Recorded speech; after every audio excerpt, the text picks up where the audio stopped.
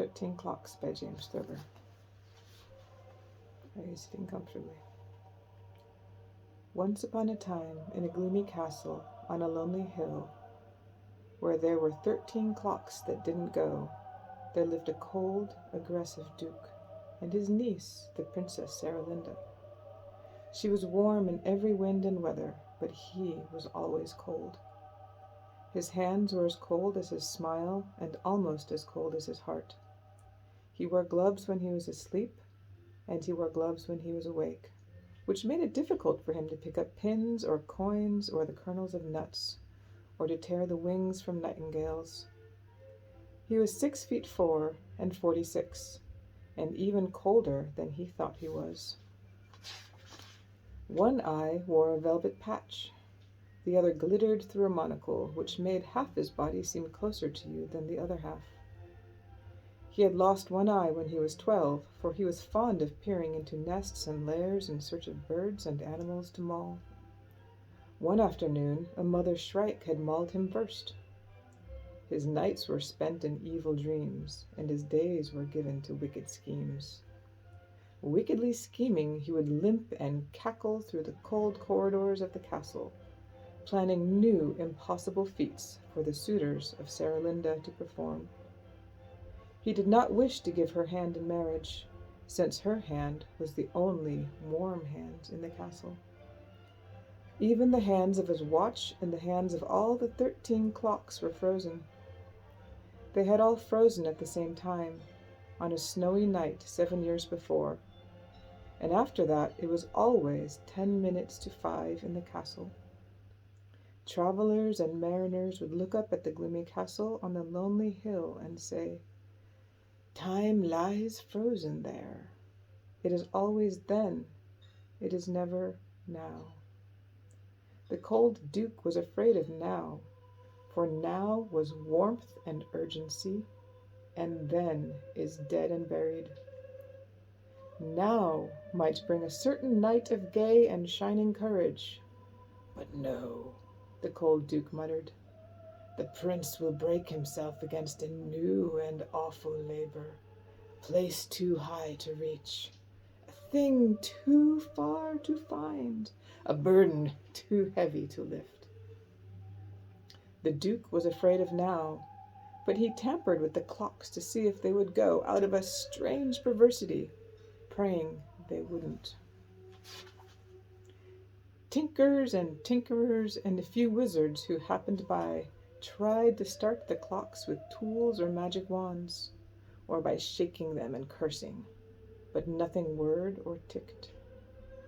The clocks were dead, and in the end, brooding upon it, the duke decided he had murdered time, slain it with his sword, and wiped his bloody blade upon its beard and left it lying there, bleeding hours and minutes, its springs uncoiled and sprawling, its pendulum disintegrating.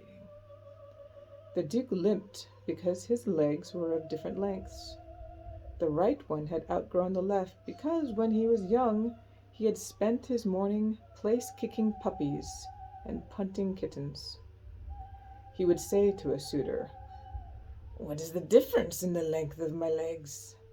And if the youth replied, "Why, one is shorter than the other," the duke would run him through with his sword in a sword cane and feed him to the geese. The suitor was supposed to say, "Why, one is longer than the other." Many a prince had been run through for naming the wrong difference. Others had been slain for offenses equally trivial, trampling the duke's camellias, failing to praise his wines, staring too long at his gloves, or gazing too long at his niece. Those who survived his scorn and sword were given incredible labors to perform in order to win his niece's hand, the only warm hand in the castle, where time had frozen to death at 10 minutes to 5 one snowy night. They were told to cut a slice of moon or change the ocean to wine. They were set to finding things that never were and building things that could not be. They came and tried and failed and disappeared and never came again. And some, as I have said, were slain for using names that started with X, or dropping spoons, or wearing rings, or speaking disrespectfully of sin. The castle and the duke grew colder, and Saralinda, as a princess will, even in a place where time lies frozen, became a little older, but only a little older. She was nearly 21 the day a prince, disguised as a minstrel, came singing to the town that lay below the castle. He called himself Zingu, which was not his name, and dangerous, since the name began with X, and still does. He was quite properly a thing of shreds and patches, a ragged minstrel singing for pennies and the love of singing. Zingu, as he so rashly called himself, was the youngest son of a powerful king, but he had grown weary of rich attire and banquets and tournaments and the available princesses of his own realm, and he yearned to find a far land and the maiden of his dreams. So, singing as he went and learning the life of the lowly, possibly slaying a dragon here or there. Now at the sign of the Silver Swan, in the town below the castle, where taverners and travelers, tale-tellers, toss-pots, troublemakers, and other townspeople were gathered, he heard of Saralinda, loveliest princess on all of the 1,000 islands of the ocean seas. "If you can turn the rain to silver, she's yours," a taverner leered. "If you can slay the thorny boar of Borython, she is yours," grinned a traveler. "But there's no thorny boar of Borython, which makes it hard." "What makes it even harder is her uncle's scorn and sword," sneered a tale-teller. "He will slit you from your guggle to your zatch." "The Duke is 7 feet 9 inches tall and only 28 years old or in his prime," a tosspot gurgled. "His hand is cold enough to stop a clock and strong enough to choke a bull and swift enough to catch the wind. He breaks up minstrels like his soup, like crackers." "Our minstrel here will warm the old man's heart with song and dazzle him with jewels and gold," a troublemaker simpered.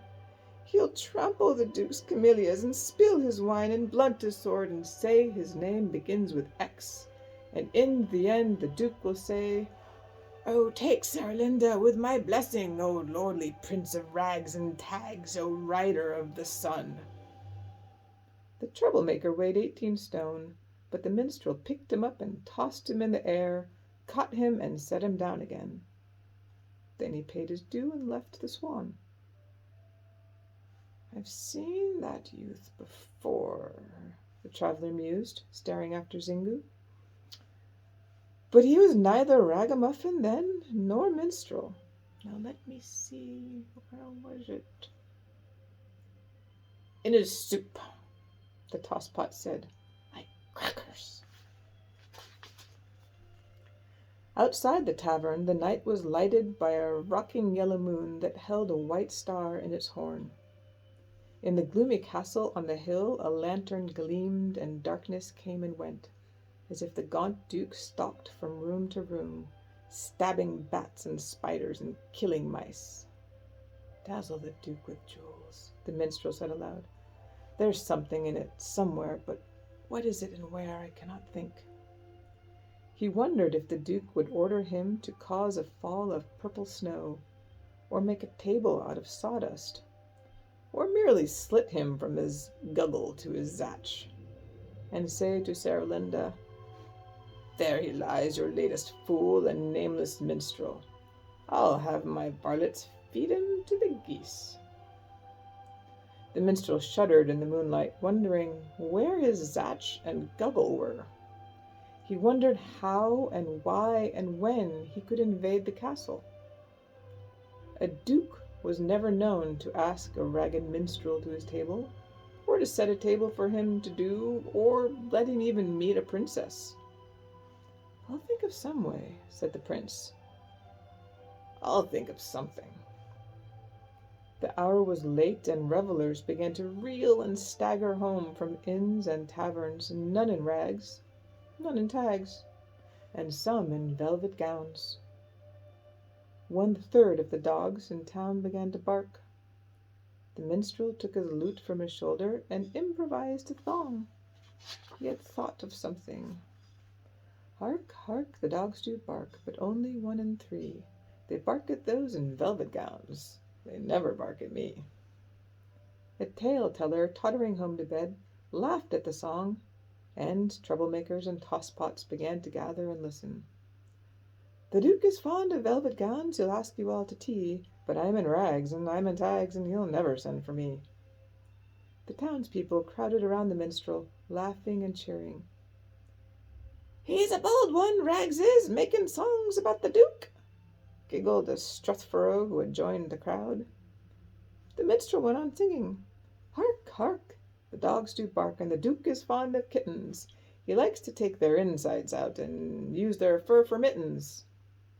The crowd fell silent in awe and wonder, for the townspeople knew the Duke had slain 11 men for merely staring at his hands.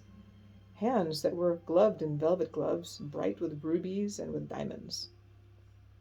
Fearing to be seen in the doomed and desperate company of the mad minstrel, the revellers slunk off to their homes to tell their wives. Only the traveller, who thought he had seen the singer somewhere, otherwhere, and time, lingered to warn him of his peril. "I've seen you shining in the lists," he said, "or toppling knights in battle, or breaking men like crackers. You must be Tristram's son, or Lancelot's, or are you Tyne? Torah?" "A wandering minstrel, I," the minstrel said, "a thing of shreds and zatches." He bit his tongue, in consternation at the slip he made. "Even if you were the mighty Zorn of Zorna," said the man, "you could not escape the fury of the Duke. He'll slit you from your guggle to your zatch, from here to there." He touched the minstrel's stomach and his throat. "Well, I know what to guard," the minstrel sighed. A black figure in velvet mask and hood and cloak disappeared behind a tree. "The cold Duke's spy-in-chief," the traveller said. "A man named Whisper. Tomorrow he will die." The minstrel waited. "He'll die because to name your sins he'll have to mention mittens. I leave at once for other lands, since I have now mentioned mittens," he sighed. "You'll never live to wed his niece, you'll only die to feed the geese. Goodbye, good night, and sorry." The traveller vanished like a fly in the mouth of a frog, and the minstrel was left alone in the dark, deserted street. Somewhere a clock dropped a stony chime into the night. The minstrel began to sing again. A soft finger touched his shoulder, and he turned to see a little man smiling in the moonlight. He wore an indescribable hat. His eyes were wide and astonished, as if everything were happening for the first time, and he had a dark, describable beard. "You have nothing better than your songs," he said. "You are somewhat less than much, and only a little more than anything." "I manage in my fashion," the minstrel said, and he strummed his lute and sang. "Hark, hark, the dogs do bark, the cravens are gone to bed. Some will rise and greet the sun, but Whisper will be dead." The old man lost his smile. "Who are you?" the minstrel asked. "I am the Gullix," said the Gullix proudly, "the only Gullix in the world, and not a mere device." "Well, you resemble one," the minstrel said, "as Cerolinda resembles the rose." "I resemble only half the things I say I don't," the Gullix said. "The other half resemble me, he sighed. I must always be on hand when people are in peril. Buff, my peril's my own, said the minstrel. Half is yours, and half is Sarah Linda's. I hadn't thought of that, the minstrel said. I place my faith in you, and where you lead, I follow. Not so fast, the Gulick said. Half the places I have been to never were. I make things up. Half the things I say are there and cannot be found. When I was young, I told a tale of buried gold, and men from leagues round dug in the woods. I dug myself. But why? Well, I thought the tale of the treasure might be true. You said you made it up. I know I did, but then I didn't know I had, because I forget things too. The minstrel felt a vague uncertainty. I make mistakes, but I am on the side of good, the Gulick said. By accident and by happenstance. I had high hopes of being evil when I was 2, but in my youth I came upon a firefly burning in a spider's web. I saved the victim's life. The fireflies? Said the minstrel. No, the spiders. The blinking arsonist had set the web on fire. The minstrel's uncertainty increased. But as he thought to slip away, a deep bell sounded in the castle, and many lights appeared, and voices shouted orders and commands. A stream of lanterns started flowing down the darkness. The Duke has heard your songs, the Gulick said. The fat is in the fire, and the die is cast, the jig is up, the goose is cooked, and the cat is out of the bag. My hour has struck, the minstrel said. They heard a faint and distant rasping sound, as if a blade of steel were being sharpened on a stone.